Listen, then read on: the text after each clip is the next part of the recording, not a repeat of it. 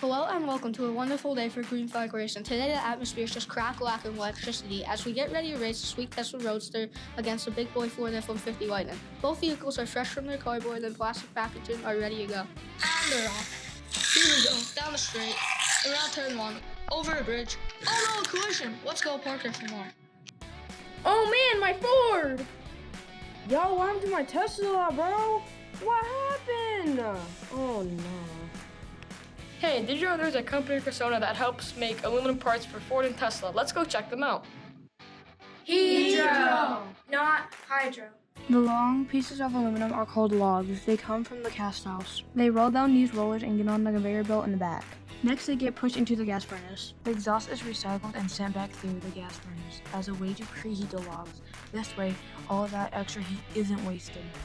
The manipulator will bring the billet over and drop it here for it to be heated, and it'll spit it out. We'll pick it up again, take it over to the press or wherever else we want to go with it. The loader will present the billet to the press. It'll zip in there. The ram will pinch the billet up against the die. The loader will release and zip back out. The container will close, and we'll start the extrusion process. The operator will lift the metal and put it in the puller. The fingers of the puller will drop down and hold the metal in place. The puller will then pull the log down to the end of the runoff, where there is a hot saw that cuts the log.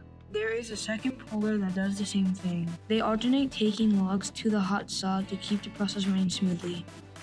So this is it. This is our final product. We've taken a 200 by a 10-inch aluminum log and we've transferred it into a bundle of material ready for our customer to utilize in whatever they wanted. That was an awesome trip to Hydro. They can't fix their vehicles, but it's cool to know more about how they're made. What's so cool about manufacturing? Anna said, the possibility of creation. Mike said, it's different every day. Jerry said, he makes some really good friends.